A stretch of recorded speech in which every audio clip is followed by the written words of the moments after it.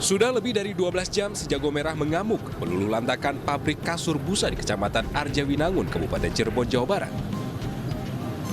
Pagi tadi, api kembali membesar di 3 titik, salah satunya di gudang cairan kimia dan thinner. Puluhan mobil pemadam kebakaran telah dikerahkan, namun belum berhasil menjinakkan si jago merah. Selain membakar pabrik, api juga membakar 2 menara suten di dekat pabrik. Apa bahan kimia? Bahan kimia ini. Bahan kimia thinner atau solar atau BBM atau apa? Semacam kayak thinner. Thinner. Oh. Di sini letak gudangnya ini. Iya, gudangnya di sini. Itu jumlahnya berapa Pak ini Pak? 16.000 liter. Berapa Pak? 16.000. 16.000 ini yang terbakar ini. Itu 2 set, 2 tangki, yang satu 8.000. Setiap tangki isinya 8.000 liter. Berarti ini petugas masih kesulitan ya Pak? Masih kesulitan. Makanya petugas saya tarik dulu. Takutnya itu kan sutetnya kan kenal lagi tuh. Pemirsa, kami akan ajak Anda kembali ke Rumah Sakit Mayapada di Jakarta untuk melihat kedatangan setelah tadi Menko Polhukam Mahfud MD menjenguk korban penganiayaan David Ozora. Berikut pernyataan dari Menko Polhukam. Diterapkan pasal 354 dan 355, ya, sehingga bisa lebih keras, lebih tegas gitu. Dan biasa, saya berharap, saya minta aparat penegak hukum profesional. Tidak boleh main-main, karena masyarakat sekarang gampang tahu, wah ini ada upaya menyembunyikan ini, ada upaya membelokkan ini, mengaburkan ini dan itu. Masyarakat gampang tahu sekarang. Oleh sebab itu harus betul-betul profesional, ya, agar masalah ini menjadi tuntas secara hukum bagi pelaku dan keadilan bagi korban. Kemudian kasus hukum lainnya yang terkait dengan ini tentu masalah kekayaan yang tidak sesuai dengan profil pekerjaan yang bersangkutan. Yang sejak tahun 2012 saya punya suratnya dari Kejaksaan Agung dan dari PPATK. Itu sebenarnya tahun 2013 berdasar surat yang dibuat tahun 2012 dari Kejaksaan Agung.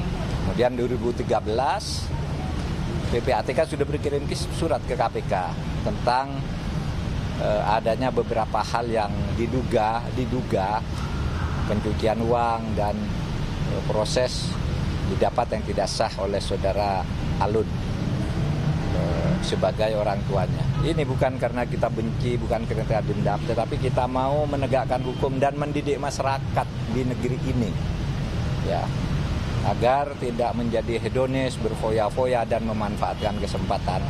Tapi kita tegaskan sekarang masih diduga dan KPK besok akan mempelajari apakah dugaan itu perlu diteruskan ke sangkaan. Itu nanti kita lihat. KPK pasti profesional dan harus profesional. Sekian dari saya, terima kasih.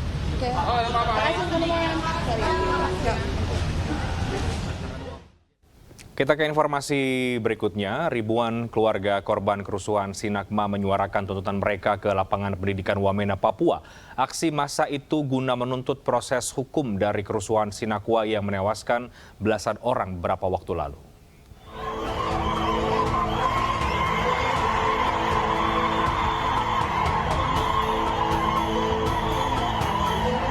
Dengan membawa senjata tradisional, ribuan keluarga korban kerusuhan Sinagma Wamena bergerak dari Sinagma menuju lapangan pendidikan Wamena. Pihak keamanan, baik kepolisian dan tentara menyiagakan personilnya di setiap sudut untuk mengantisipasi hal-hal yang tidak diinginkan. Aksi massa ini membuat seluruh aktivitas terganggu hingga perkantoran tutup. Untuk mengetahui situasi terkini di Wamena, kami terhubung dengan Dandim 1702 Jaya Wijaya, Letkol AT News. Murib, selamat petang, selamat malam Pak Dandim. Selamat malam Bapak. Baik, Pak AT News, langsung saja setelah ada aksi massa ribuan tadi yang ada di gambar itu, bagaimana situasi di Wamena? Apakah mediasi sudah bisa menenangkan kondisi di sana? Baik, selamat malam seluruh pemirsa di seluruh Indonesia dapat kami laporkan dari Kota Wamena, Kabupaten Jayawijaya yang merupakan provinsi Papua Pegunungan Tengah, Papua Pegunungan. Dapat kami laporkan kondisi sampai malam hari ini aman, terkendali, dan kondusif.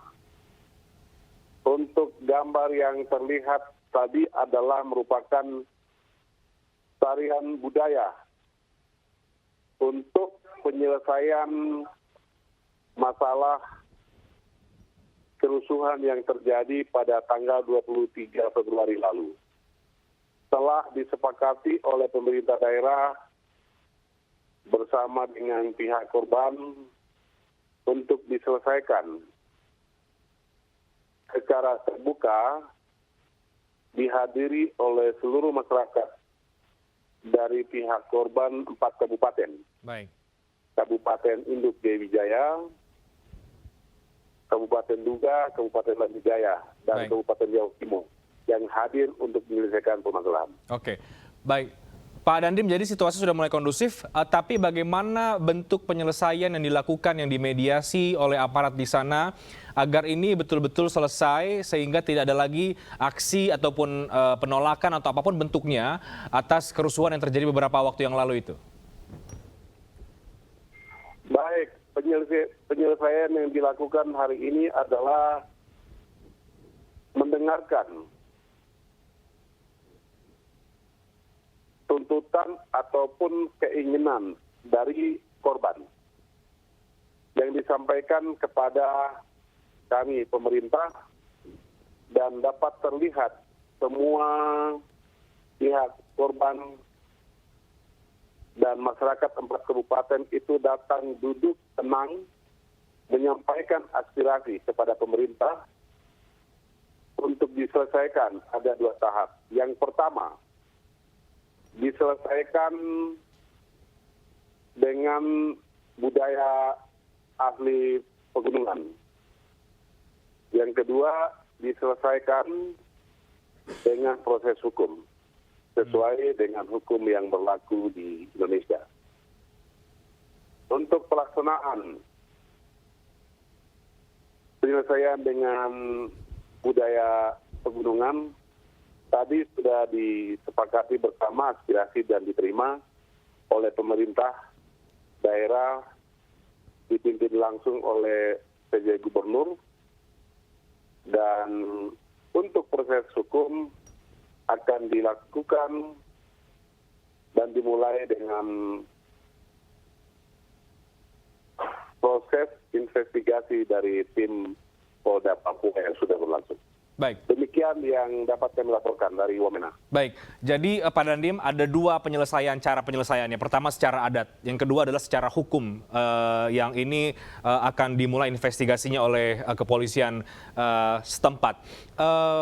Bagaimana dengan situasi masyarakat di Wamena saat ini setelah ada gejolak ini dan sudah mulai ada mediasi, apakah ini bisa diterima atau kemudian masih ada upaya nanti dari keluarga korban yang tidak terima dengan proses hukum yang berjalan? Untuk proses penyelesaian sudah disepakati bersama dan diselesaikan tuntas. Oke. Hari ini baik itu secara budaya orang asli Papua Pegunungan, Oke. maupun proses hukum yang sedang berlangsung. Baik. Untuk kondisi keamanan di Kabupaten Jayawijaya yang saat ini, dengan adanya kejadian ini, banyak masyarakat yang merasa tidak aman dan mengungsi Baik. di tempat Ya. kami di Kodim 1702 Jayawijaya. Ya. Pak Dandim, kami bisa tangkap poinnya. Kami berharap tentu ini benar-benar kondusif di sana dan semakin membaik. Terima kasih untuk waktunya. Tentu kita berharap penyelesaiannya bisa benar-benar adil. Terima kasih banyak Pak Dandim. Selamat malam. Sebuah mobil dinas pemerintah Kabupaten Purwakarta menabrak angkot membawa rombongan pelajar sekolah dasar menyebabkan 12 orang terluka. Dan informasi ini sekaligus menutup iNewsroom untuk hari ini. Saya Reinhard Sirait pamit. Terima kasih. Selamat malam. Yang angkot angkot, ini ngangkut budak sekolah unggul tadi angkot. Kecelakaan lalu lintas melibatkan mobil dinas plat merah dengan angkutan kota di Jalan Arteri Purwakarta Subang, Kampung Munjul, Kabupaten Purwakarta, Jawa Barat.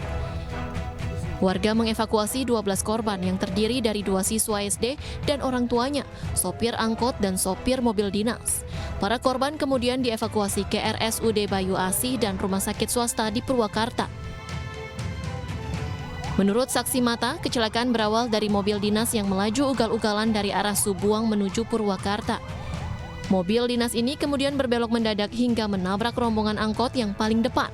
Diduga sopir dalam kondisi mengantuk. Ngantuk, terburu-buru, jadi kejar waktu juga. Di sana katanya kenceng mobil-mobil yo. Tiba-tiba pas di sini nih, di sana ada rombongan angkot. Tiba-tiba si mobil langsung ambil ke kanan. Yang mana ambil kanan? Yang mobil yo, plat merah. Oh, iya. Nabrak angkot. Kenceng gitu, Pak? Kenceng. Sementara itu, 3 orang luka berat masih harus dirawat intensif di rumah sakit. Sedangkan korban luka ringan langsung diperbolehkan pulang oleh pihak rumah sakit.